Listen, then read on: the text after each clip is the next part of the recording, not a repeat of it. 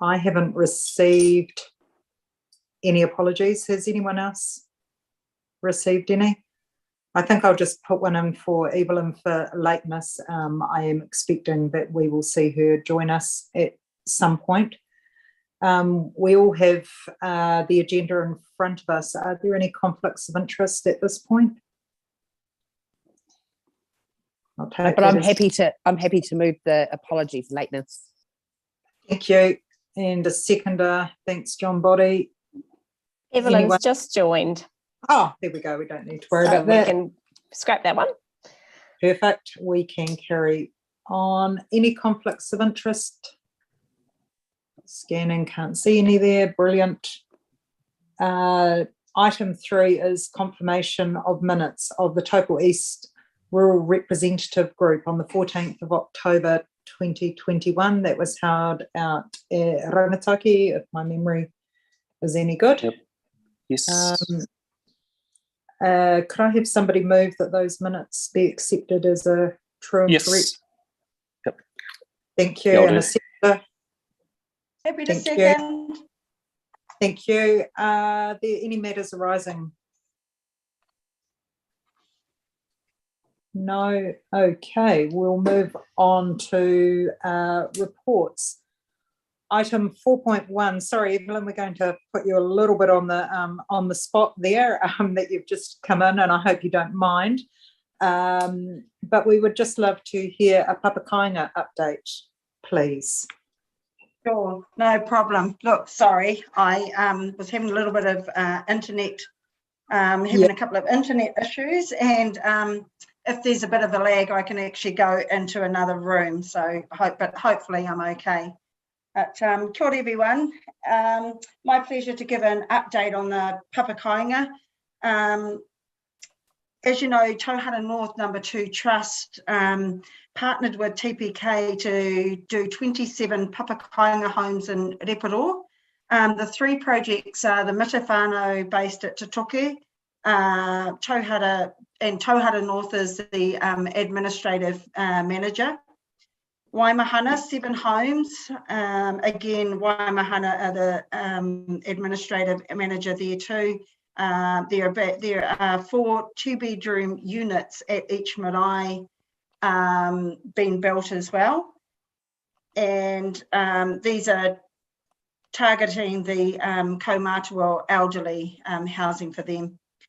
TPK are supporting all of the 3 projects. Each of the trusts will own the houses directly, and rent will go back to the whānau under community neighbourhood policy. And the rents will be heavily subsidised as well. So we're able to do this due to the support of TPK. And we hope to align these developments along with the increase of jobs that to encourage whānau to come home, as you're aware through the resource consents, but not only in the Taupō area, but also in the Rotorua council area. We have a number of new developments which bring the promise of some new employment within Reparoa or in surrounding areas. So which is great news, but of course the same problem, the old problem being that we have not had a lot of housing. So we have flagged that, this was an issue. And so Tauhara North have been very constructive in working through those issues and have enabled 27 Papa-Kainga homes to be built in Reparoa. Some of the issues we faced in Papa-Kainga zoning in the country area is sort of around that 50-metre setback rule being one of the most restrictive. So I know that Tauhara North, as well as the Runanga, have worked alongside Taupō District Council in the design phase of being able to change, make some of these changes to the Papa-Kainga policies moving forward. And this will enable, this will be more of an enabler rather than restrictive. One thing that Tauhara North No. 2 Trust, they have also run a series of wānanga or webinars for whānau as well, and that's to bring them up to speed. And they've had a great panel on board who have spoken about the process, the process to apply for Papa-Kaingaroa, and helping them to get kind of ready to even be able to engage in that process. The webinars are really helpful. And one of the things that came out of the webinar, I engaged in the one on Saturday, is that Tahara North No. 2 Trust, the Kainga Order. They were just really, they actually acknowledged Taupō District Council and Taupō District Council staff and how great they were to work with. They saw it as a real step in the right direction. So they were certainly appreciative of the process that Taupō District Council have been through in order to support Papa-Kaingaroa projects. And I know that at this current time, they are both Michelle from the Runanga and Tahara North No. 2 Trust are working with Rotorua Lakes Council around some of their policy. Kia ora, Evelyn. Really appreciate that update and really appreciate those kind words. That's fantastic to hear that there's a great working relationship in enabling these projects to move forward. Would you like to move that your report be accepted? Yes, I asked and move that the report be accepted. Kia ora. Ari, Yes, yeah, Mark, can I ask Yes. Evelyn a question? of course you can. Yeah, Evelyn, I'm very impressed with the work that you've done, and I think it's a great step forward. How long before we see buildings on the ground? Oh, good question, Mark. With anything, there, you know, the process, there is a process, and it does take time. But the Mita whānau are actually starting to build the first house in their Papa-Kaingaroa home. For the marae, for the 4 units that are going at each of our 4 marae, which is 16 in total, we have to be ready by June to be able to then engage. There's a series of requirements that we need to have met by June. Okay, thank you. Not a problem. And we should see more towards the end of the year, actually, you know, being built, homes on the ground. Good, thank you. Are there any other questions anyone has? Are they being built locally, or are they or off-site and trucked on? Evelyn. Oh, look, good question. I'm not 100% sure, Patrick. There is we went down to Heretaunga or Hastings and had a look at their Papa-Kaingaroa there, and we were quite keen to follow some of their designs. But I couldn't answer you, I'm sorry. It looks as though the Mita whānau house has been actually built, but maybe some of the things are fabricated and then brought out. I don't know.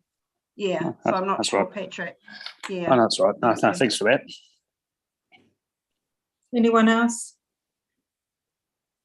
Evelyn, it would be amazing when we reach a pause in this COVID time if perhaps we could hold one of our East Rural meetings out at one of the marae, and if we could take a look at the Papa-Kaingaroa projects, if that would be possible. I'm not sure whether that's something we can do, but if possible, that would be amazing. Oh, look, what a great suggestion, Kylie. And absolutely, either between the Waimahana Marae, who, you know, had their own, are leading their own Papa-Kaingaroa project, and either that or at Te Toke Marae, which, you know, the Mita whānau is just down the road, their Papa-Kaingaroa project. So I'm sure we can arrange that. I just need enough notice to be able to do that.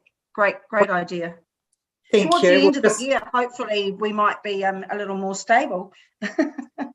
Sounds good. Maybe if we plan the last meeting of the year to make that happen, and then hopefully a lot of the uncertainty may have passed.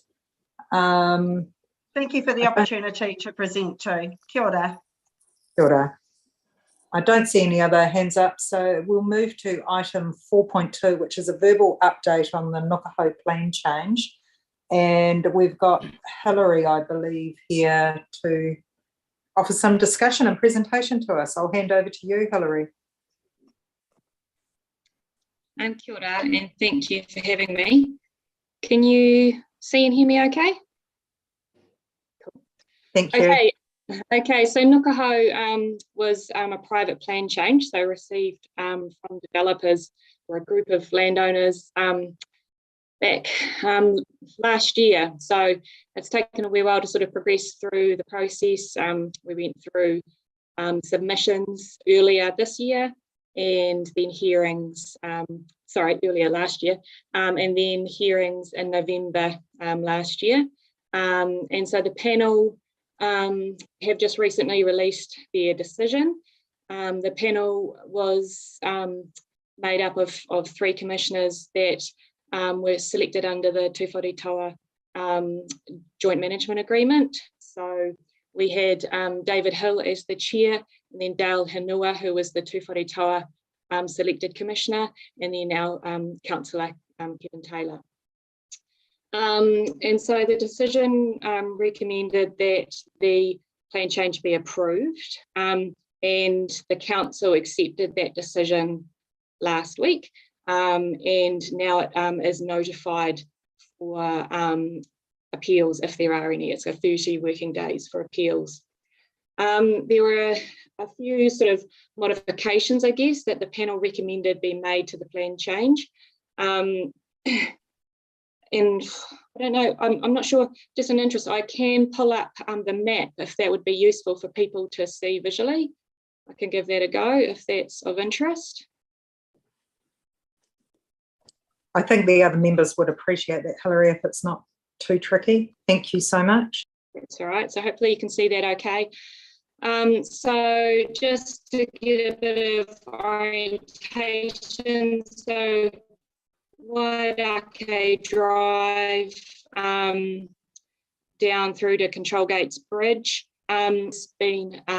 It has been moved, I guess, or altered. This lower part of Wehepi Road has been shifted to come into Waiake Drive next to Hoka Falls Road. So it's realigned there. And so the yellow areas, I guess, are the new residential, proposed new residential areas. The sort of hash areas, 2 hashed areas here, they're slightly higher density, so medium density residential, and the little pink area is a little neighbourhood shops overlay, so just your sort of dairy, fish and chip shop kind of situation. There was quite a big focus during the hearing for making sure the gully system was protected, so you can see through this area that's all gully, dry gullies, but they're all excluded, I guess, from residential development, and there's requirements in there for planting plans and so on to protect those.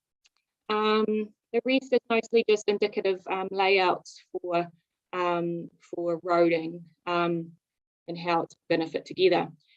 So I guess just some of the issues that came up through the hearing. One was that the applicant hadn't carried out a cultural values assessment as part of the application. So that's been sort of put into the provisions in the plan, where that has to be completed by the first cab off the rank, if you like. So the first landowner, because there's multiple landowners in this area, the first lot that comes in for a subdivision consent will need to have a cultural values assessment that covers the entire plan change area. Another big focus of the hearing was the capacity of Control Gates Bridge and the impact that this development would have on that. That's sort of in context with a whole lot of other areas, and this is sort of a good picture of the back of Nukaho, for example, that's already zoned, developing at the moment.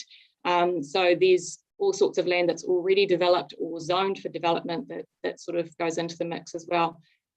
So how that's sort of been addressed through the decision is that any applicant would have to do a traffic impact assessment of their development. So looking at how many cars or traffic movements they would produce through the development, and then any mitigations that might help with that impact on the bridge. So they were kind of the main sort of issues.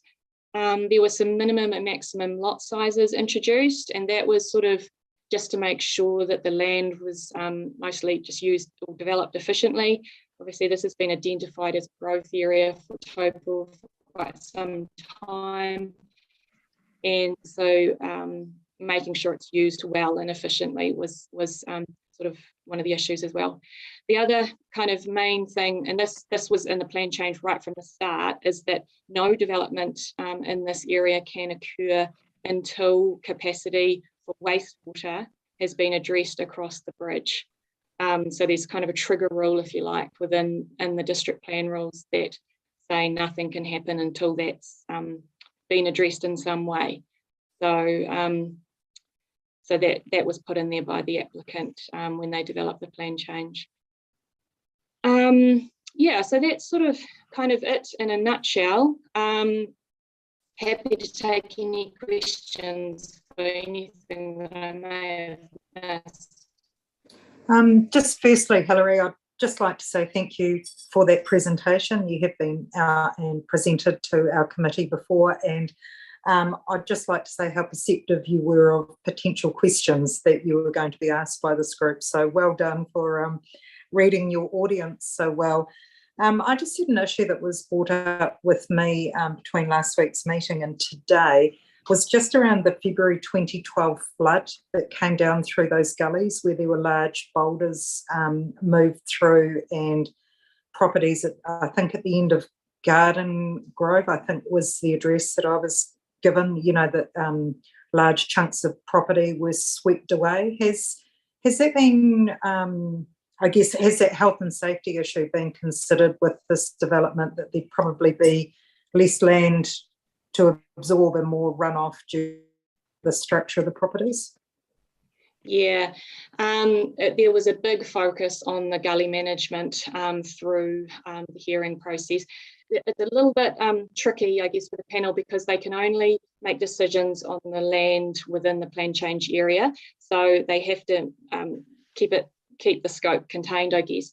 But there was a big focus through that process, and there's been quite a lot of work done on the provisions that relate to stormwater, gully management, planting, the setbacks, and just the fact that those the gully system that I showed that was mapped there, that a lot more got extracted, I guess, from development than was originally put into the proposal. So just the two main gullies were mapped originally, and now a whole lot of the little sub gullies or smaller gullies, I guess, have also been removed from potential development.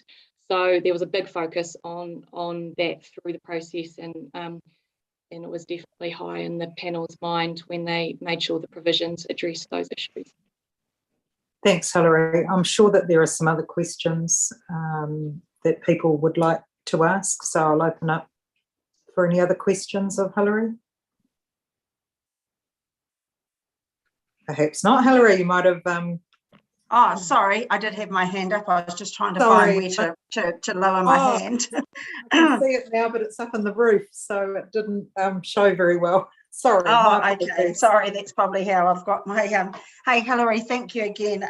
Just re-echoing Kylie's sentiments on your report, and, you know, the mahi that's gone in around this work, and congratulations also to those at Nukaho who have come this far and been able to.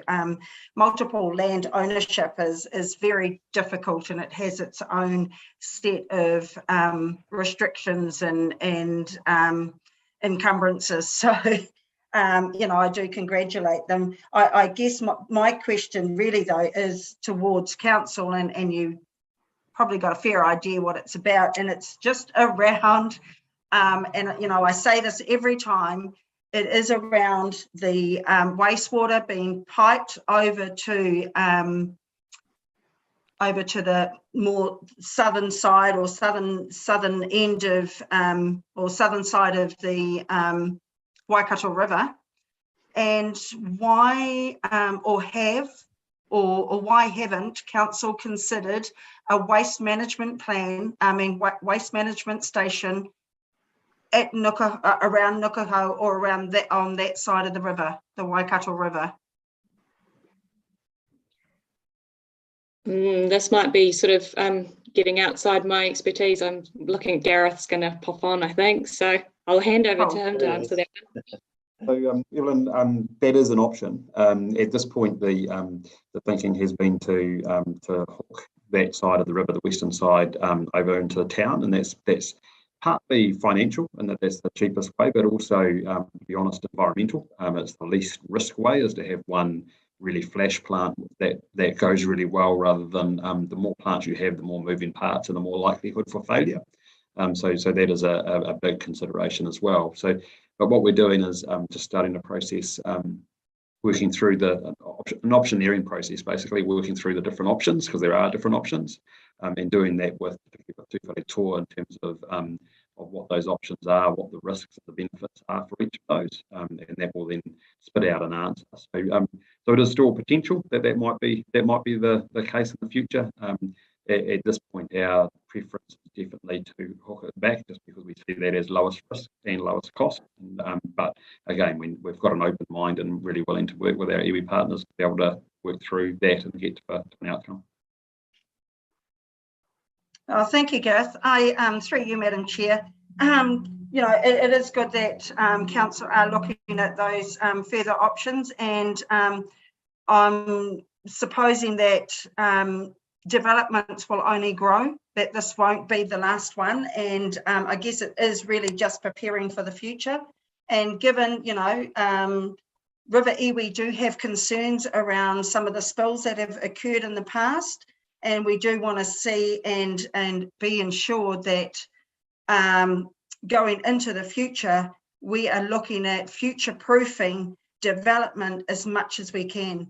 So hence that wastewater treatment plant, it wouldn't only serve Nukaho, but surely it would service future developments as well. Kia ora, thank you.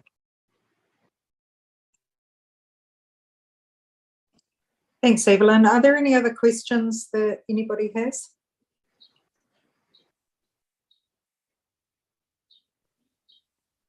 Okay, I don't see any other hands up there. So we've got a recommendation here that the Taupō East Rural Representative Group receives the update on Taupō District Council's Nukaho plan change. Could I have a mover for that, please? I'll move. Thank you, Anna, and a seconder. Patrick, thank you very much. Anyone, I'm going to assume all in favour? Aye. One against? Carried. Sorry, I'm just going to take a pause from what's officially on the agenda and officially welcome Mr. Mark Wynyard, who we can see there with Mayor David. Mark was approved at the council meeting last week as a new committee member for the East Rural Committee, replacing Mr. Richard Webber. So just wanted to extend a very warm welcome to you, Mark. Thank you for joining us. Thank you, Kylie. How long the warmth will last will yet to be seen. Perfect. We would expect nothing less from you, Mark, nothing less. So appreciate that. Right, back to the official agenda. Item 4.3 is an update on climate change and housing. And we have, I think, looks like we've got a team there with Nick ready to present to us. So I'll happily hand over to you lovely people there. Do you want to jump in? Yeah, hi Kylie. Lovely to see you and the rest of the crew there from the representative group. I'm going to talk very little, which is probably to everyone's benefit. I've got Erin and Briar here, who are really the experts in the climate change in the housing space. So I will hand over to them. Should I jump in? Yeah. Okay. Kia ora everyone. Ko Erin O'Callaghan aho. I am leading the housing work for the council at the moment. I'm fairly new to council, started in August last year, so some people I'm familiar with, but others I have not had the pleasure to meet yet. So housing strategy. We are currently developing a housing strategy, and we're looking at issues such as supply, demand, affordability, development of Māori land, housing for the elderly, etc. The strategy will articulate the desired housing outcomes for Taupō. At the end of last year, we employed an economist into our team, and he's been looking at some quite significant data sets, trying to get a picture of where the gaps lie in the market and where our issues are. This work will help define the parameters around what's the most appropriate housing for Taupō in the coming decades. We've got a housing steering group, which Councillor Anna Park is on, and they've been helping us, guiding us really on developing principles and reviewing response tools that we can use to address some of the issues we face. We've also signed an MOU with Te Wharetoa Settlement Trust, and we will be developing the strategy in a collaborative process. So we'll reach out to other iwi partners, etc., as well as time goes on.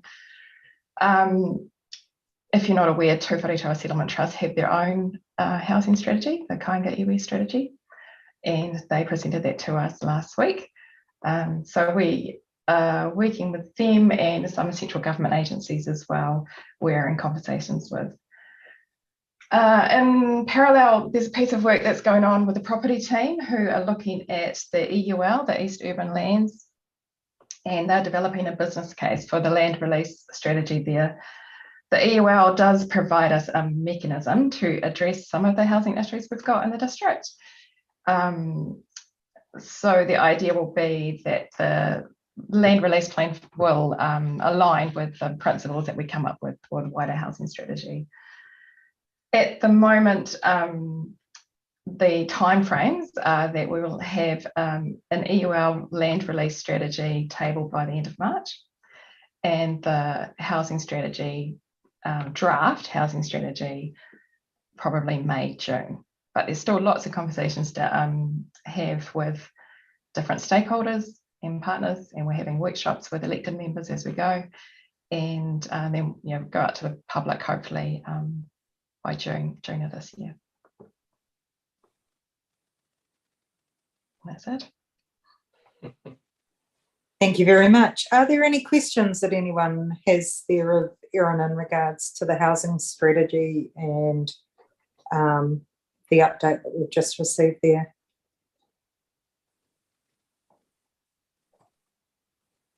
Don't see any hands up. So thank you very much for that update, Erin. That was fantastic. Is there a little bit there on climate that we're going to hear from the team? There is. Okay. So no questions so far, but I don't expect that to stay that way.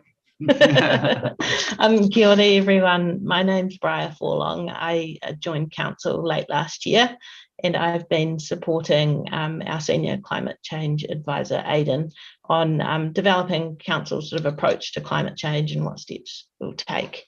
So I'll start off with a few things that we do know.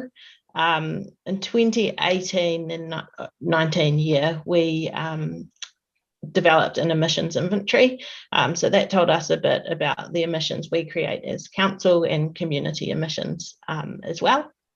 That same period of time, Waikato did a regional plan, and we sort of slotted into that. And at the moment, Bay of Plenty is also looking at an emissions plan or inventory, sorry, and we are also slotting into that. So we're kind of covered in both regions. So I'll just share a quick slide with you all, if it works.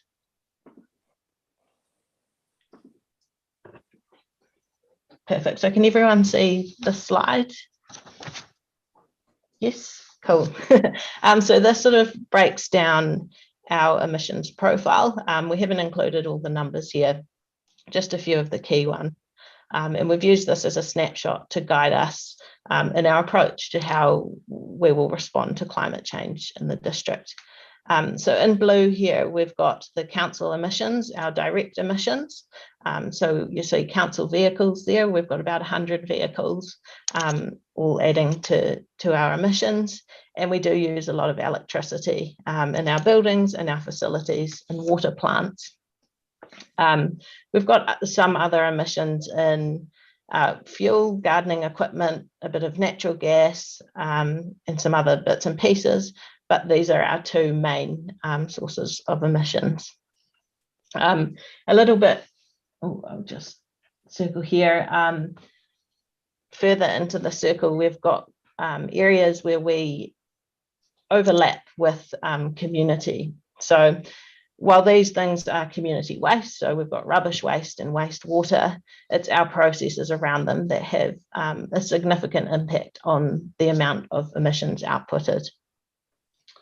Then on the fringes here, we've got some things where council has some responsibilities, but potentially limited control. So we've got building and construction there. We do build a lot of stuff, including major infrastructure, like water plants and roading, and we also have a role in building standards and management that is going to evolve to include emissions impacts. There's also significant community emissions around transport, and that's quite a large one there, 13%. It's largely around demand, the number of cars, the amount of car travel and fuel type. And the uptake of alternatives such as people walking and cycling to get around. We clearly have a role here, and it's largely around the supply of roads and walking and cycling infrastructure. Off to the side there, the next one we've got forestry. And forestry and trees reduce emissions to some degree. So a tree pulls in carbon from the air where we don't want it and turns it into carbon, and plant matter and wood, roots, etc. A key point to make is that planting a forest is really a one-time benefit. As the forest takes on carbon, grows, it takes on carbon, but once it's mature, it doesn't take on any more. It has to stay as forestry or native bush. And if you cut it down or change it into farms, you undo all that benefit and release most of the carbon back into the atmosphere. With forestry, you can harvest it and then replant it, and much of the carbon will remain in processed wood and in the roots until the forest regenerates. So really, in summary, forests, having a whole lot of them doesn't necessarily offset your emissions. Only planting new forest and converting land from pasture or scrub into forest or dense native vegetation provides an offset generated in that year. Further down to the bottom here, we've got electricity generation. So our community has significant geothermal electricity production, and that produces natural emissions too. And then there is the agriculture sector here. A bit like trees, once you've got them, the emissions are stable. The problem is the major growth we've had in the number of cows in recent-ish times. So the reason I just wanted to give you a bit of a snapshot of this is because it demonstrates clear roles for council. We have our own direct emissions due to our business. We have community emissions directly associated with our business. And then there's community emissions where we have some role, but limited tools, and we'll have to work in partnership with others to develop. So instead of scoping all that and doing endless analysis on what council's role is, we want to get some runs on the board and build some momentum. There are bits that are definitely us who want to crack on and get those in order now while we solve some of the harder questions. So if we just pop to the next slide. Thank you. So this sort of summarizes the approach that we're taking towards our climate change response. So over the next few months, we're going to work and focus on our immediate responsibilities, our direct emissions. So that's our vehicle fleet, our electricity use, wastewater and solid waste. We'll look to build emissions considerations into our business as usual decision making. So asset management, planning, business cases, council decision making, procurement, etc. And we will be setting some reduction targets in line with national targets, and we'll identify 3 to 6 things we can do immediately to meet those targets. A bit further on down the track and later in 2022, we'll be looking into the impacts of climate change on the district. So we do have a clear role and responsibilities in that space due to our assets, our building and planning controls and our emergency response. The sorts of things we'll be looking at are the risks for drought, flooding, fire, heat wave and cool weather. We did look at a flooding risk for our major rivers and lake previously, but there are potential much wider impacts on parts of the community and community for more subtle risks, including drought. Then in 2023, we will look a little bit wider at our role and how we could support community change. So that's around agriculture, forestry and emissions, offsetting, transport and electricity generation. Potentially in electricity generation, there's a little role for council to play. There's plenty of skill and onus on that sector to manage that. And for transport, council's a major supplier of roads and other transport networks, but it's just, but we have limited control over the demand, travel demand, vehicle purchasing. So that's a challenging one for us to think about. When we do get to that piece of work, once we sort of got things in order from this side, we would be keen to work with this group to consider what council's role might be in supporting the agriculture sector and forestry sectors. If there's things that you think council could be doing right now and should consider for our plan, let us know. We'd welcome your feedback. And once we've developed our plan a little further, we would be happy to come back and share it with this group.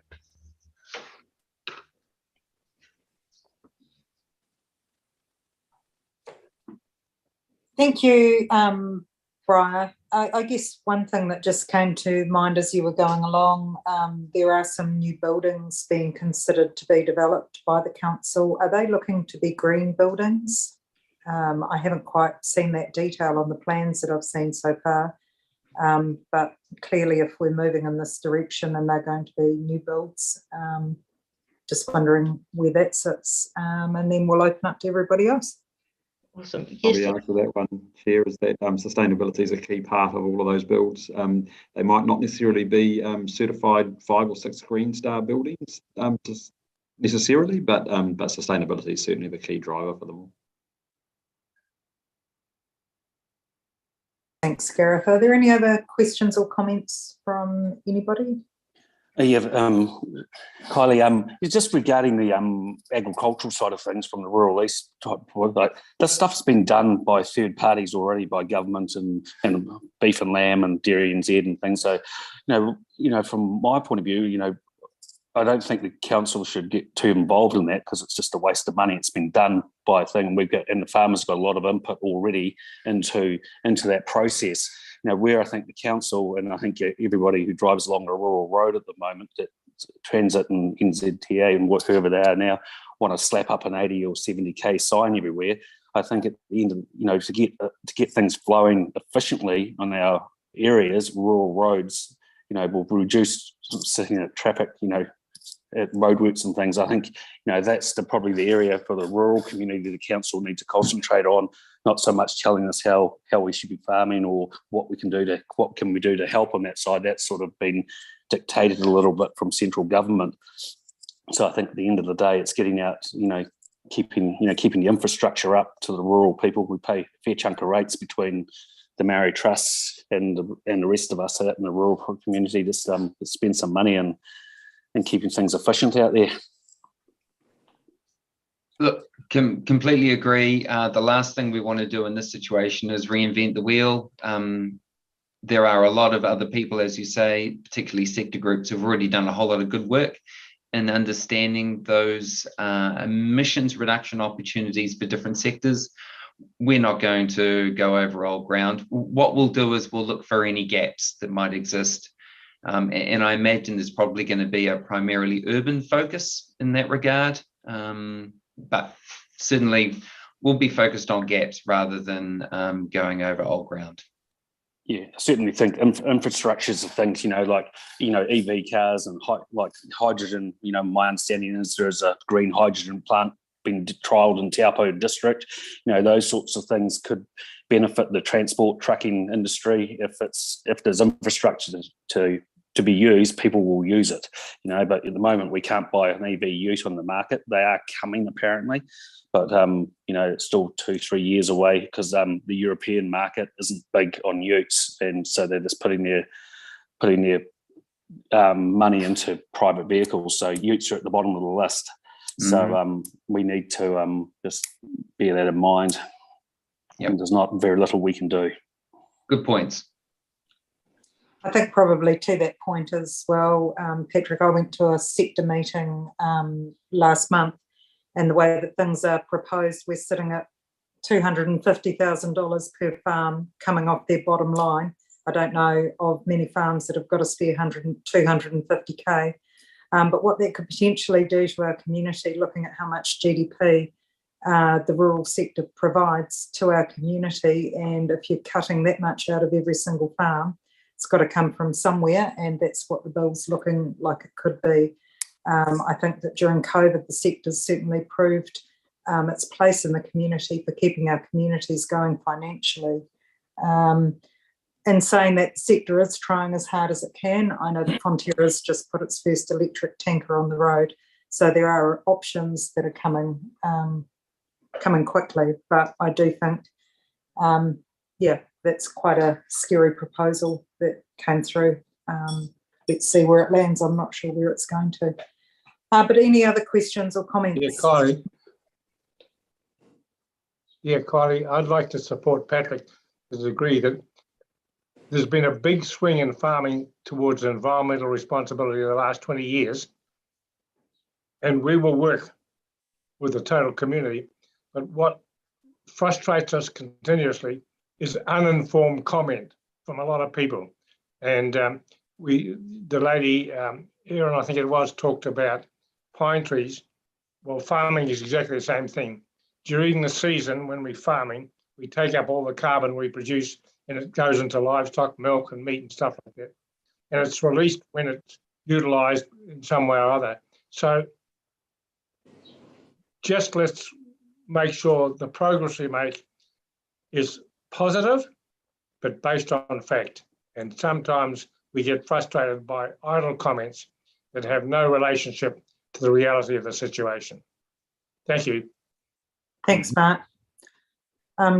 John Boddy, I just see that you've come back on screen. Are you wanting to add something? Just back up what Mark and Patrick said. It's very concerning, the sort of comments that are made from those that really don't know what they're talking about. And I am concerned that too many in the climate sector do not understand rural New Zealand, and that's a worry. Thanks, John. Okay, no other questions or comment? Okay, sorry, just getting where we're up to. We have a motion there to accept the report that the Taupō East Rural Representative Group received the update on climate change and housing strategy. Could I have somebody do that? Thanks, John. Seconder? Yes. Thanks, Patrick. Those in favour? Anyone against? Carried. Item 4.4, we've got an annual plan update. And I think that might be you again, Nick. Close, but yet again, I'm going to defer to those who are smarter than me. So I've got Tammy online, who's project managing the annual plan. She'll be able to give you a good in-depth overview of what the annual plan consultation document's all about and where it sits in the process. Kia ora, Timmy, and welcome along. Thank you for being here to present with us, and thank you for the introduction, Nick. Looking forward to getting an update on the annual plan, please, and thank you. Kia ora. My name is Tammy Allenson, and like most of my colleagues who have spoken this morning, I think everyone apart from Nick, we are relatively new to council, and this is I've been around for 2 years, but this is my first opportunity to meet with you. So very good to see your faces, at least the ones I haven't met before. I will go straight. I did this yesterday with one of the rep groups, and it's become clear that perhaps having a PowerPoint presentation would be a better way to do this. So we'll be sharing my screen with you. Can you see that? Yes, we can. Thank you. Excellent. And so I thought that before, I'm not quite sure how familiar everyone here is with how council plans. So I thought it was worth starting with a quick planning 101 briefing and say that for those of you who have been on this rep group for a while, you might recall that this time last year, some of my colleagues would have come to you and talked to you about the long-term plan and how council was doing a 10-year long-term plan, because that is what we're statutorily required to do. That long-term plan, the entire process is the long-term plan would then span 10 years, and the first year was last year and the year we're currently in. And the long-term plan is reviewed or renewed, as you would say, every 3 years. And so essentially, we'll do it for 2021 to 2031, and it will get reviewed and renewed from 2024 to 2034 and continue that way. But after the annual the long-term plan is done, the years that follow, so years 2 and 3 before it is renewed, we would then prepare annual plans for them. The annual plan we're required to do, but as part of that is we've signaled in our LTP, this is what we're going to be doing in LTP year 2 and the annual plan. If in an ideal world where there are no changes, then we would just go on and we wouldn't need to consult again with the community on what changes have happened, and that would then have an annual plan and budget, and we'll do the whole cycle. But in times where there are changes, where things have changed significantly from what you have signaled as part of the LTP, then you would, I guess the good and proper thing to do would be to go back and consult with the community on those changes. But we're not consulting on every single change, because the long-term plan and the annual plan that follows from it will covers a whole range of things. And some changes are inevitable, but we're talking about material and significant changes. So you do, you budgeted, you have a budget in the LTP or the annual plan, and you say this want to do a toilet and it will cost us $50,000. If we then come down to LTP year 2 and you're looking at it and you realize that actually it will cost you $55,000. Yes, there is a change, but that change is not material in the larger scheme of things. It's just a small increase. But if you suddenly came around and you realize that there is no way you could do it for anything less than $500,000, that is a significant jump in price. And in that way, you would say that that change was material and perhaps would have impact on rates or impact on other projects we had signaled, and therefore you would go off and talk with the community about it. And that essentially is what we're doing this time. The consultation document we have prepared and that will be opening for consultation on the 14th of March and will run for a month. So from mid-March to mid-April, it will tell our community and stakeholders about the differences from what we said we'll do in LTP and where there are projected impacts on rating, on the rates that we have forecasted that what people will pay for the financial year running from July 22 to June 23. And so I guess what is the biggest cause of change for us? It is the headwinds from COVID.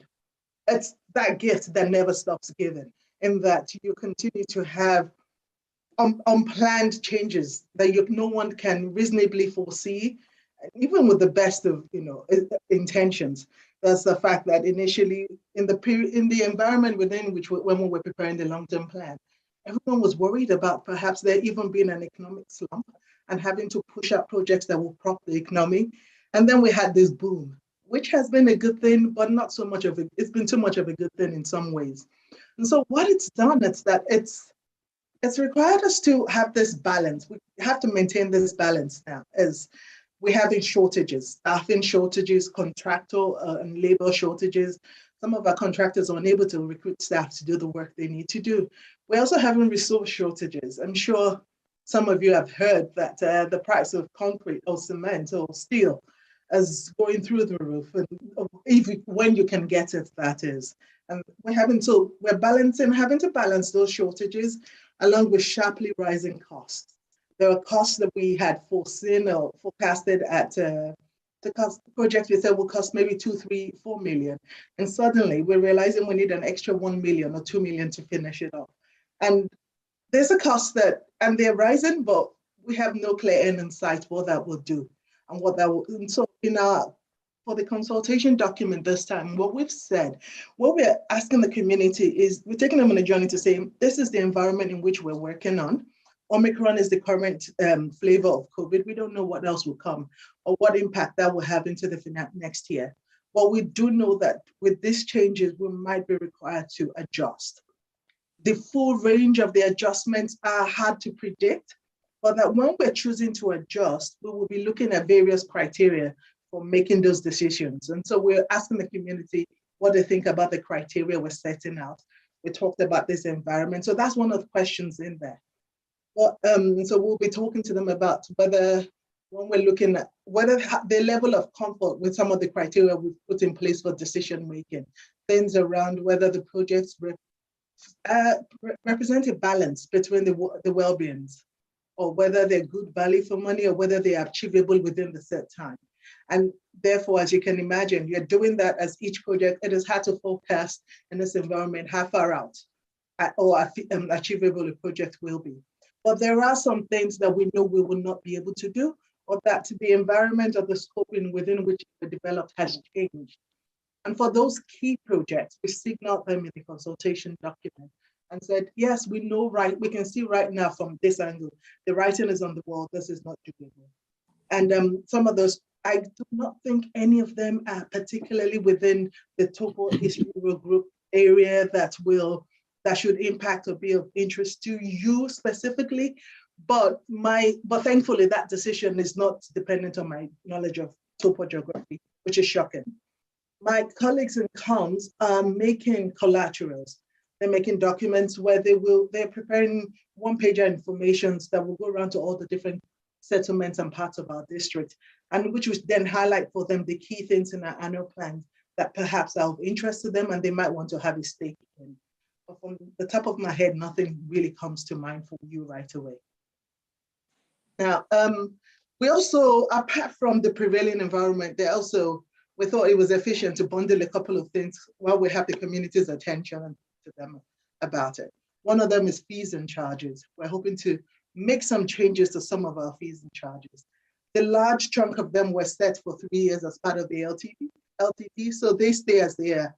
But some things have changed, which again will have an impact on the cost to council, which we're hoping to also transfer to the user. So we set those out in the fees and charges.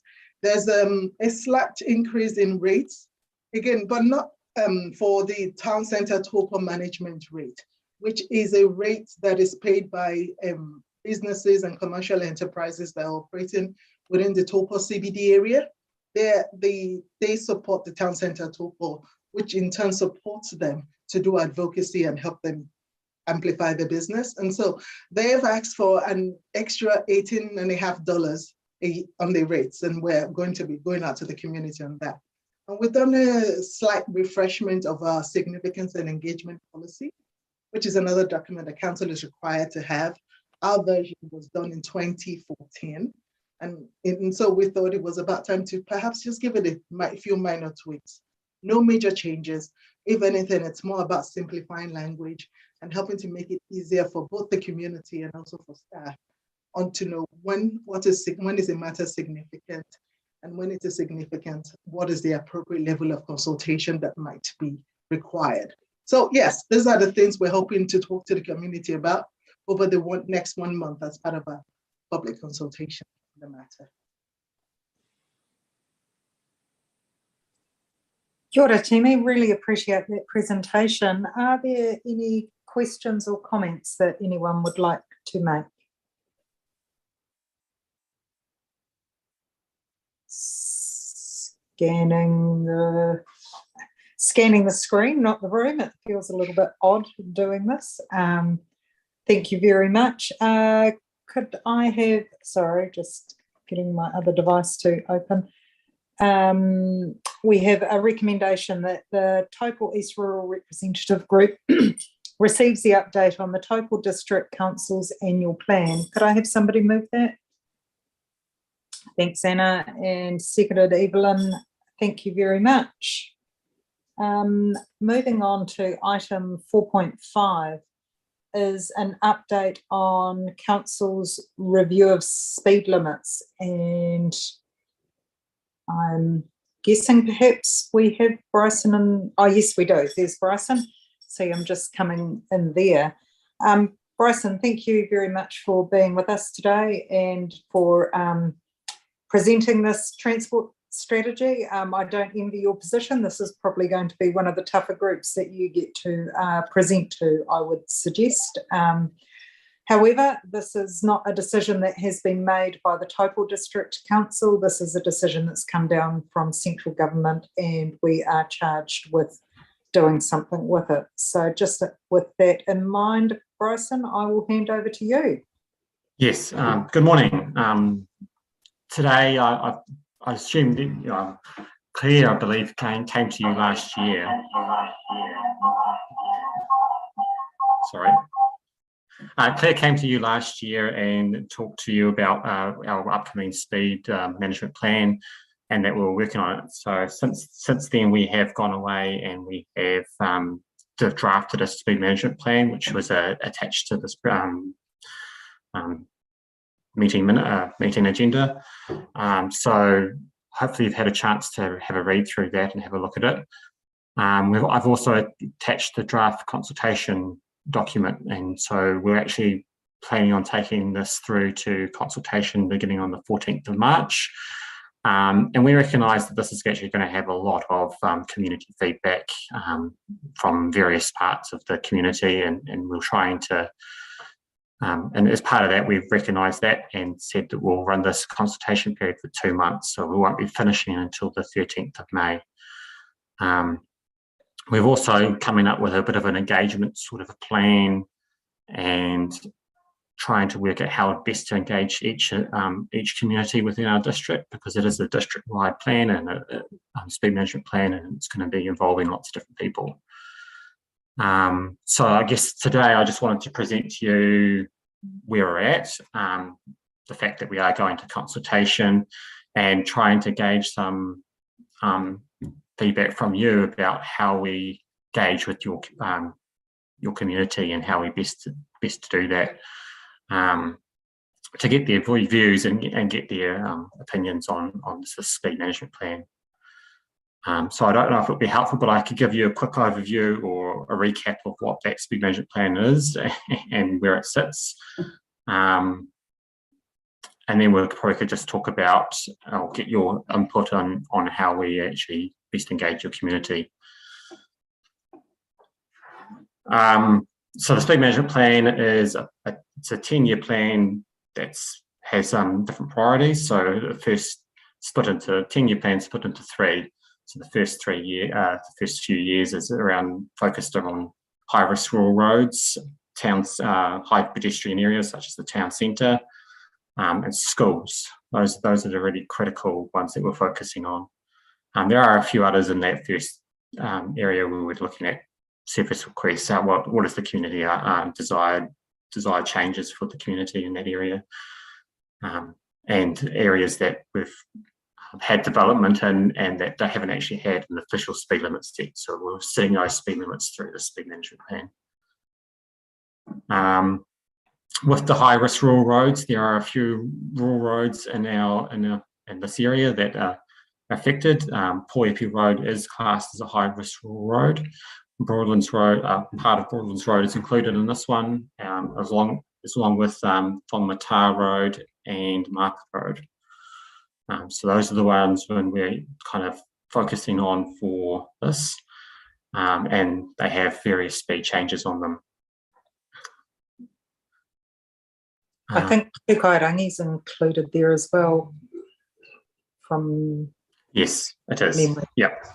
So some of the roads we've included in this are just because if we're changing all the roads around it, so for Turangi Road, for instance, we're changing Marpeta Road and Poipi Road, so we kind of need to do the one that connects both of them as well. So it wouldn't make sense to leave that at 100 when we are planning on changing all the others. We kind of have to be a bit pragmatic about it in that sense. So I don't know if you want me to go into details about those specific roads and what we're changing them to, or I think we've had the paper, Bryson, which we've appreciated the level of detail that you've put into that. I guess it's around the key questions that you've asked us around. We've got 2 months for consultation and engaging with the community. And as a rural representative group, what are our suggestions around that consultation, and how can we support Bryson around this? Just as a side note, I am suggesting that as a committee we provide some feedback to this consultation, but just be mindful that we would be one. It doesn't matter how many members there are, it would be considered one piece of feedback. So I would suggest that you may like to provide your own feedback, and anybody else that you know that might be affected to suggest that they individually and collectively look to provide feedback as well. I'd be suggesting that Tracy and I might perhaps create a draft on behalf of this group and then put it out to all of you to read that draft, see how you feel, tweak whatever that might look like. Just given that we meet quarterly and we won't be having another meeting before the consultation closes. But if anybody, please, has any suggestions for Bryson around groups that he could be meeting with, any other sort of suggestions that you might have, I'll open the floor now, please. Thank you, Madam Chair. Just through you, I think it's a great suggestion that that a draft letter in response to the review is crafted by yourself and whoever, who the other person was that you suggested will help. I just wonder, the roads that are affected or will be impacted by any type of change. I'm thinking of Broadlands, for example. There are a couple of community halls. Are you looking at going out and having a meeting with those groups that will be affected? Those are the types of things that we're trying to engage with feedback on, if those can be arranged. And Rose is here on this call, who's going to lead our engagement process. If those things can be arranged, then we're happy to go out to those communities and have a meeting like that. Yep. Yeah, I guess what we're asking, Evelyn, is the suggestions. So from that, I'd be taking your suggesting River Road, holding a meeting there and perhaps extending that to the Whites Road community. Correct, or just depending on what area, and I think it is from memory, I think it is around that area around between River Road and Whites Road, and you've got the community hall there, so it's just making the most of community halls as well to host a meeting, and that would go out to anyone, because a lot of people, not only residents, but a lot of people travel through that way on a regular basis to and from work and school and all sorts of things. So it would just go out, the roundabout is a good mechanism for referral. Absolutely. I'll provide to advertise such a meeting. And other rural areas are probably the same, I would expect, for rangataiki out that area, that we would, use the same, basically just use the same template of process of consultation. Awesome, thanks, Evelyn. And I see, Mark, you're wanting, we didn't mention Tiverton's Downs Road, apologies. Yeah, just to support the consultation process, no complaints about that. But this gentleman has no idea of the economic impact of bringing speed limits back on rural roads. I have people that get up at 2 o'clock in the morning, work very, very hard to get 3 loads of logs into Mount Maunganui in a roading system which is not fit for purpose because of going through Rotorua and things like that. To bring back speed limits in rural roads is totally counterproductive to any sort of productivity improvements. And people could arrange that, but over my dead body, will you be bringing speed limits back on rural roads? We've got to try and make a living, and you're counterproductive. Thank you. Yeah, sorry, Kylie. I was just wondering if these speed limits are going to go down, what are the council doing? Are they going to identify the areas of the road? It can't be the whole road that's unsuitable for transport. It might be a couple of sharp corners here and there that are dangerous. What are we, as a council, going to put money towards fixing those things so we can get the road back up to 100 k's? Because someone that's living down in the Western Bays that commutes to Taupō for work, that's 20% extra time. Mate, you're getting paid by the council. We got to make a living ourselves here. So, like, to get out there and I would totally agree. It's counterproductive to the rural sector, So, like, it's just And with the added extra costs that are coming on with the climate things, we're going to go broke. Essentially, I appreciate that, and I don't think you do, mate. I really don't think you do. I do, but there is also a whole heap of other things involved in the sort of trying to create a safe system so that each and every one of us can actually get to their destination safely. So how many of these accidents have actually happened with local people on local roads and these roads that you prefer, like Turangi Road there? Like you said, that could be 100 k's, but just because all the other roads are going around it, we're going to put that down to 80. I'm not suggesting that should be 100 k's. I'm saying no, but you use that for an example. That just to me seems beyond logic. If the road's suitable for 100 k's, leave the damn road at 100 k's. There's a whole heap of factors, and the narrowness of the road. And that's my question is, what are the council going to do to fix those roads? We pay a lot of rates and road user taxes. My understanding is that the government pays 50% of the roadie maintenance. Just to give you some flavour there, Patrick, these are exactly the points that I've brought up at the table, and we did put in funding applications to Kotahi, and every single rural road that wasn't a state highway had their funding declined this round, which is the next point on the agenda, is that update. I think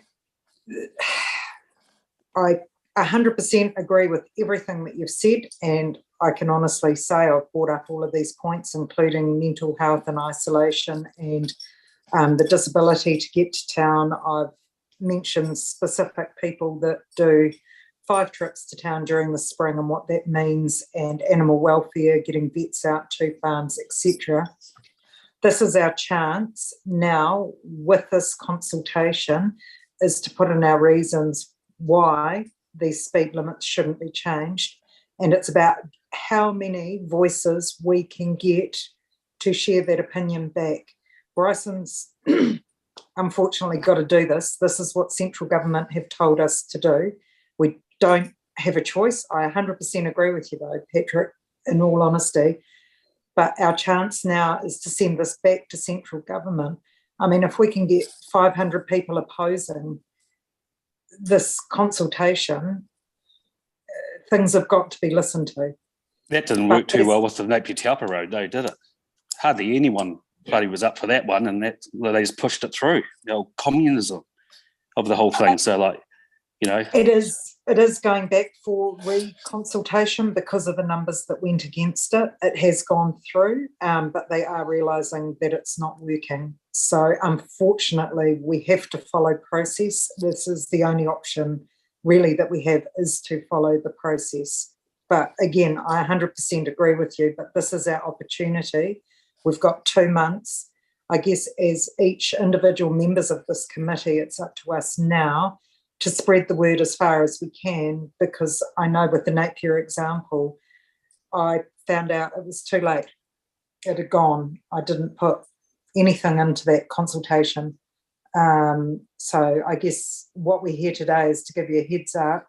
This is what's in the document. It's there in front of you. It does show the stretches of Poihipi, Turangi Road, Arataki Road, the roads that you and I travel a lot, and the impact that that's going to have on us and others, not just individually, but collectively. So please, Tracy and I will work on a response from our committee, but please, if you're talking to people, these documents aren't confidential. They can be shared, and I think it would be really good if people had an idea of what's in them. Part of Rose's job is to help people if they want to put a submission in. So she is there. And I guess we've got Bryson here, and look, Bryson, you've been at the end of my tongue, a little bit like at the end of Patrick's tongue, and I do apologise in some respects. You are only the messenger. As Patrick says, there's some people at the helm driving this, and I do find that difficult as well. Are there any other questions or comments? Yeah, Kylie, could I just raise a point? And I think it's in the document that's contained in the agenda.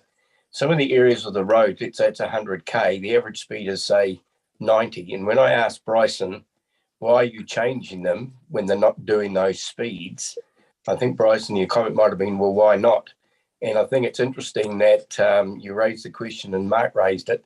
I've got a relative that's in the trucking business, and every K slower means they may not, and Mark made the comment about getting to the Tauranga port, that's where they deliver logs. It can have a huge impact. And I don't think it's actually been thought through clearly enough. And if we come back to Transit New Zealand, I found it interesting on Highway 27, with the razor wire on the side of the road with the farmer's drain. When Transit New Zealand was in the chamber, I asked them about who keeps the flooding off the road because the hedge can't be cut. The comment was, well, that road eventually, when the bypasses go in, will go back to the council. That wasn't a very good answer. So it's happening all the time. Yeah. Thanks, John. We also, just to let you know, Patty, we did bring up animal welfare and with stock trucks and things, and certainly it was scary last week to see that Greenlee had their stock agents unloading stock because truck drivers were out of hours due to some of the current restrictions that are sitting there. Sorry, Patrick, you had another point you wanted to raise there? I was just wondering if we could get like a generic template for people, for the rural community to fill in to make it achievable, easy for them to actually put a submission in, like something that we can give to the Rural Mail people to deliver out, something that they'll actually read. I can certainly, we can talk to people, but it's nothing like getting something in front of them. If you agree with this, write the roads in that you've got an issue and get it in, and that way you might get your 500 bits of paper that's in there that we can shove under everyone's nose, but it's it is, people are busy and they don't, this stuff just slides on through and no one understands what the ramifications of it. Yeah. On that, we the Turangi-Tongariro Community Board yesterday suggested that we create a one-pager for that area, and as a handout type thing. We potentially could do the same for the rural roads, and have that. And then obviously when you make your electronic submission online, you can just skip to the rural road. You don't have to fill in the whole thing. We're not trying to make this difficult. You can just fill in the ones you want to fill in. So you don't have to submit on every single road change, because there is a lot in this. So please don't feel like you have to complete the whole thing. I think that's a really positive suggestion, and I think that you'd probably find from the rural people the reduction in speeds around schools, for example, will be appreciated in that plan change, but it'll be some of the other roads that perhaps won't be. So a one-page summary, I think, would be really handy. I appreciate the level of detail that you've provided to us, but I think, as Patrick's alluding to, is it would be great just to have a one-page overview. And thank you for your comment there, Evelyn, seconding that to happen. How soon could we look to have something like that out, Bryson, and available? So we'll probably make that available on the date that it goes live for consultation. I think that's probably achievable. Okay. Essentially, we'll pull out the page for rural roads from the consultation document and then make that a more of a one-page type thing. On the back of that one pager, could we just have some really simple instructions of how to put a submission in Absolutely. online, and highlight the facts that you don't have to contribute to every section, that you can just skip to the rural road section, should that be what you want to do? Yes. Awesome. Okay. Any other question or comment there? Okay. We have a recommendation before us that the Taupō Rural East Representative Group receives the draft speed management plan and the draft consultation document in preparation for consultation. Could I have somebody move that, please? Thanks, Patrick. Seconded. David, thank you. All those in favour? Anyone against? Carried. Thank you, Bryson and Rose, for your support with that and for helping us with that one pager. Sorry, I'm just scooting through. Diligence doesn't work for me terribly quickly. Next item on the agenda, I think, was, I'm going from memory here, and excuse me if I'm wrong, is an update on Waka Kotahi, and I think we have Dennis in the, I did get it right. That's great, Dennis. Dennis, thank you for being with us today, and thank you for providing us with an update. I think it's always a challenge around understanding how the funding of our roads works, and sometimes that we can have the absolute best of intentions. I know what the long list was that you put forward and the work that went into the application, and I have to say I was rather devastated with the result, which is not a reflection of you or your staff's commitment to our rural spaces, but more perhaps a statement of how central government feels about rural roads. So that might be a bit political, but anyway, handing over to you now. Thanks, Dennis. Thanks, Kylie. Kia ora, everyone. I'm Dennis Lewis. I'm the Infrastructure Manager for Council, and I'm about to bore you to tears with how we go about getting funding for our roading network. And I'm just going to share my screen. Screen 2. So I'm hoping that you can. Did that work? No, it didn't. Right, how's that? Excellent. Right, thank you. So what I'm going to be talking about today is just a brief overview of the process, how we get funding from Waka Kotahi, what gets funded from Waka Kotahi, what happened in the 21-23 funding round, and what we've got in the draft 22 annual plan for transport. So crack into it. Just before I do that, I just thought I'd share this little fact sheet with you. That's what we've got in the way of assets for in transport: 106 bridges or culverts, 794 kilometres of road, and obviously the majority of that is in the rural area. 740 sealed, 340 kilometres of footpaths, had over 4,000 streetlights, almost 6,000 signs, a whole lot of curb and channel, and the total value of our assets is a bit over 500 million. So there's quite a bit of money tied up in the transport assets. And I'll just, by the way, I'll send through a copy of this presentation so that you've got that when it goes out with your minutes, so that you can refer back to it if you want to. So how do we get our funding? This is where it starts to get boring. So funding is on a three-year cycle that matches our long-term plan. We produce an asset management plan, which is essentially a business case for the investment in the transport network for the next 10 years. And it looks at maintaining levels of service and includes forecasting spend for operations, renewals and capital projects. We take into account such things as demand forecasts, predictions, including demographics, condition of the network, traffic mix and volume, and how that's going to change over time.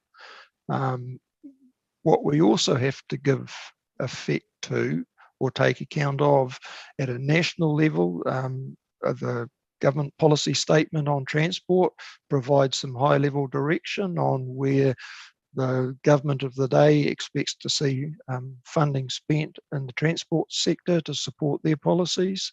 And at a regional level, you've got the Regional Land Transport Program, which also sets expectations in a regional sense. And then coming down to a local level, you've got your district vision, transport strategy, and least but not last, the infrastructure strategy. So that's sort of and by the way, anybody wants to sing out and ask a question as I'm going through it, please sing out to me, because I can't see everyone's on screen while I'm presenting, so you'll need to yell out at me. So NZTA, Waka Kotahi, they co-fund a lot of our stuff, and they are the agency that gives effect to the government's policy statement on transport, and they do that in two ways. One, through the funding that they provide to local government, and two, through their direct investment on state highways. Through the funding through local government, so we produce those AMPs I talked about earlier. This identifies the investment profile that we have, and they review those asset management plans and the business case to determine how it fits with the GPS and their criteria, and they allocate funds accordingly. Typically, we're providing those asset management plans about 6 to 12 months prior to the start of a long-term plan cycle, and we usually receive advice on the success of or otherwise of those bids around about a month or two, or it can be a month or two after the start of that long-term plan cycle. So there does tend to be an overlap between the cycle with NZTA and council. What does transport fund? So Waka Kotahi fund the transport activities. They provide 52% and council 48%. I'd have to say that perhaps, I can't remember, is it 5 or 6 years ago, it was the other way around. They were only providing about 42% and council the 58%, but that's changed in more recent times. So what do they fund? They contribute towards the maintenance and renewals. So that's just your day-to-day maintenance on the network, pavement repairs, sign maintenance, marking, mowing, that sort of thing. They pay for road safety promotion, contribute towards walking and cycling. That's footpaths, providing cycle paths. They provide funding for the Road to Zero projects and local road improvement projects.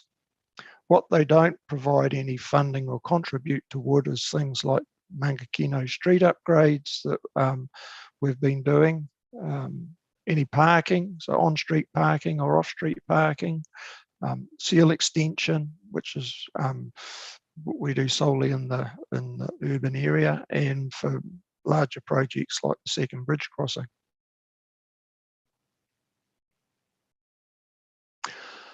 The government over the last couple of years has in addition provided us direct funding for 3 projects in the transport area, the town centre transformation, the Turangi Street revitalisation, and the shared paths and access pathways. So this funding has been provided out of the Crown Infrastructure Partners as part of the stimulus funding for the impacts of COVID.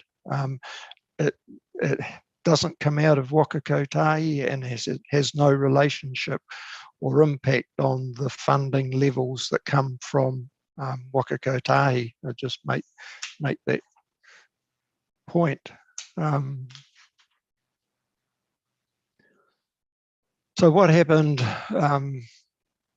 for the 21-23 funding cycle?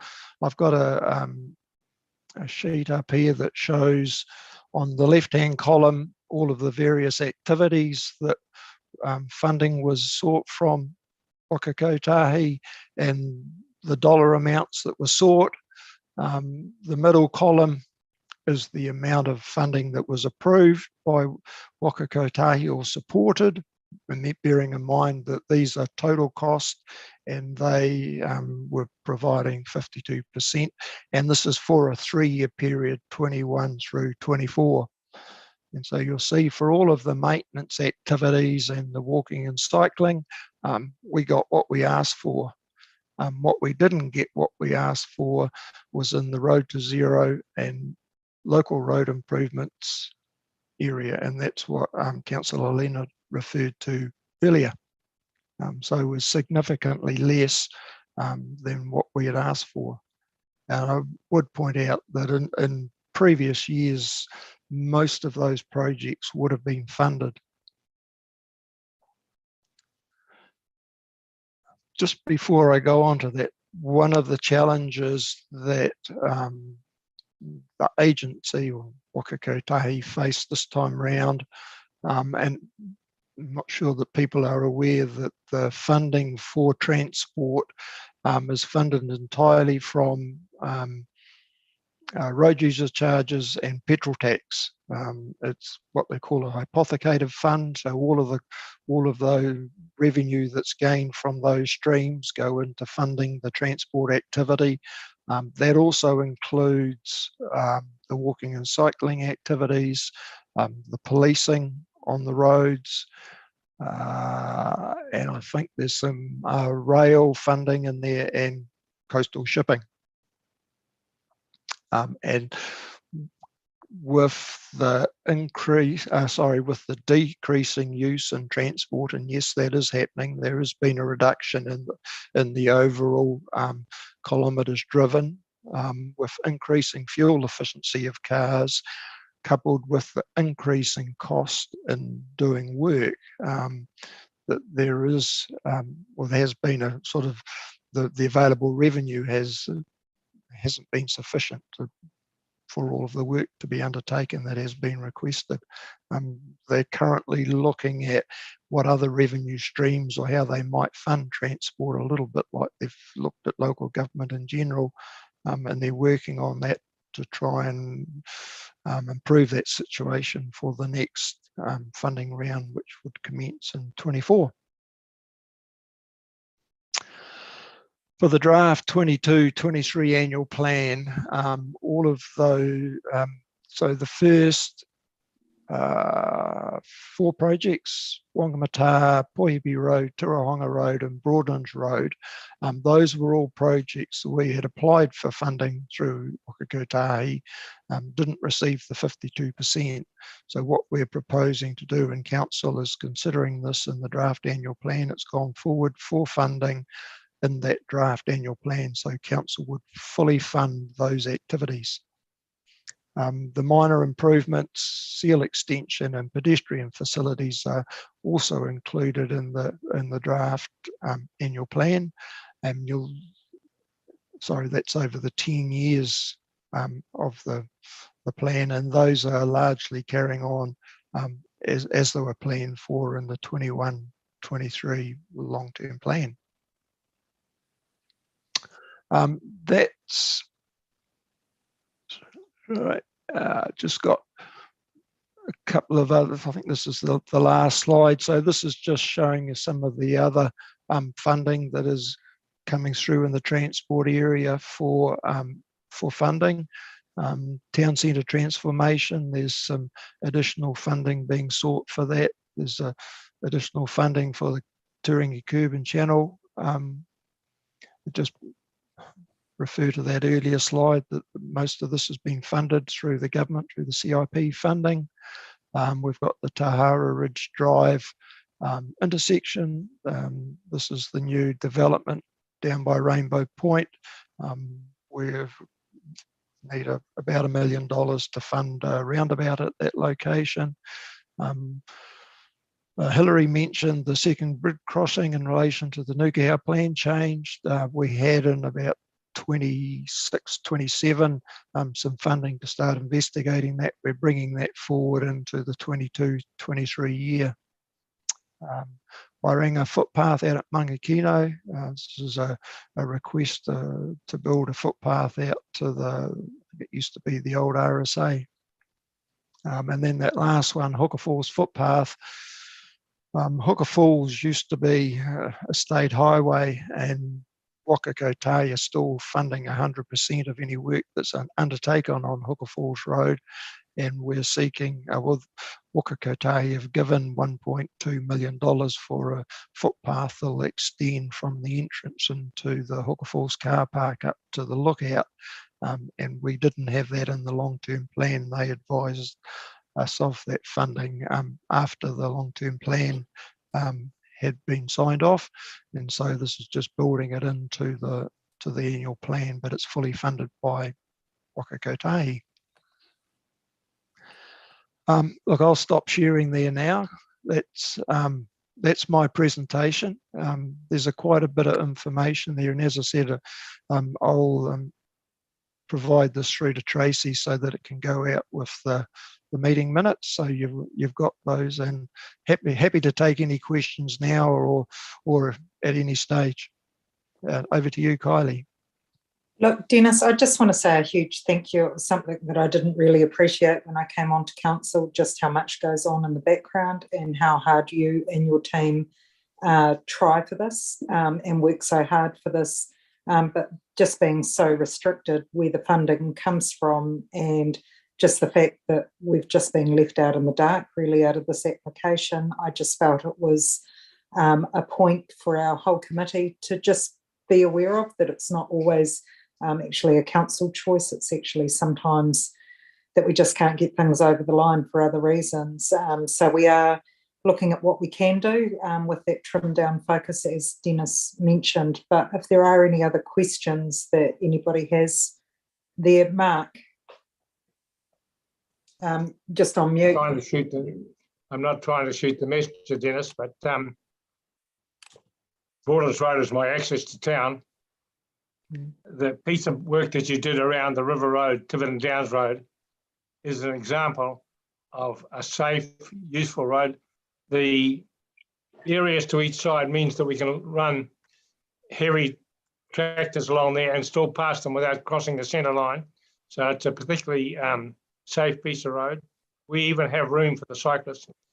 I would like to see you expedite the widening of the Broadlands Road, and the first piece that I think would be simple because of land availability is that piece from View Road to the Quarry turnoff. There's plenty of dirt there, and if we're looking for safer roads, that example, Tiverton Downs River Road, is a brilliant example of a good, safe road and plenty of room for cyclists, and we get a lot out there, of course. The other thing, I'll have a little kicker. In 1995, you sealed Tiverton Downs Road, or part of it, and the then construction or the roading manager said, we'll reseal it in 10 years' time. It's now 26 years later. Anyhow, thank you for your presentation. Yeah, thanks for that, Mark. Look, if I went to Turahonga, I'd have someone that I can know of very well that would be saying, you need to do Turahonga Road, or you need to widen Poipi Road. So the reality is that we've got quite a number of roads that have got some reasonably high volumes, and it's the council that then need to work out what they can afford and how much they can do in any 1 year. And we're trying to balance that. We're trying to spread that round a little bit, but certainly acknowledge what you're saying there, Mark. Thank you. Yeah, Kylie. Yes, John. Yeah, I was interested in your presentation. I find it fascinating that road to zero, what are they calling it? And then below that was a figure for a minor improvements. I think you got 175,000. That to me was a contradiction. I can't understand why, when they have this campaign of road to zero, whatever they like to call it, and you can't get your funding. And part of it is to, as Patrick pointed out, is to make the road safer.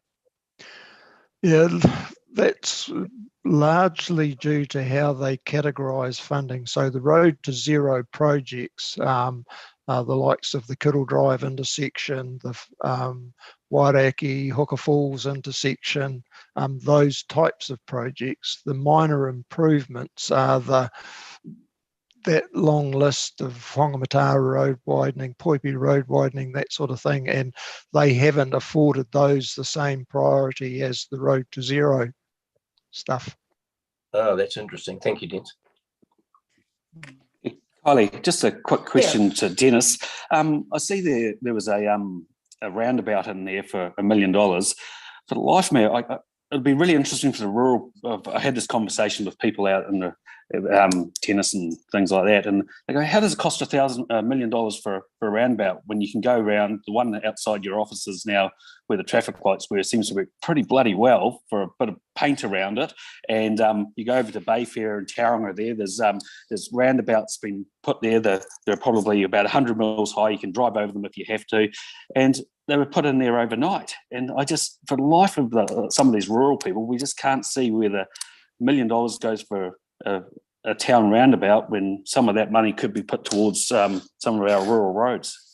Yep, I certainly understand that question, Patrick. And just to give you some context, I was involved during the build of the East Taupō Arterial. So those roundabouts that are on the East Taupō Arterial, somewhere in the order of $5 to $7 million.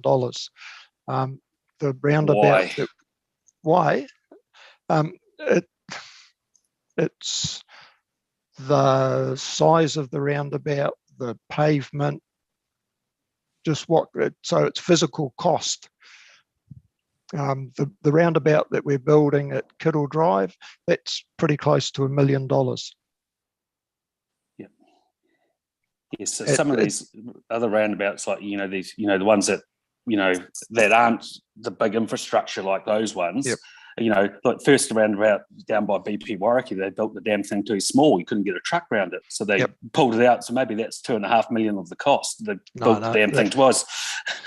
No, so I don't know. That $5 to $7 million was the cost of the second roundabout, not the first one. Yeah. So the wastage. So no. My thought is, is there, where I'm saying, is there efficiencies in building these things, like, just to try and drive some of these costs down? It just seems a hell of a lot of money for so little.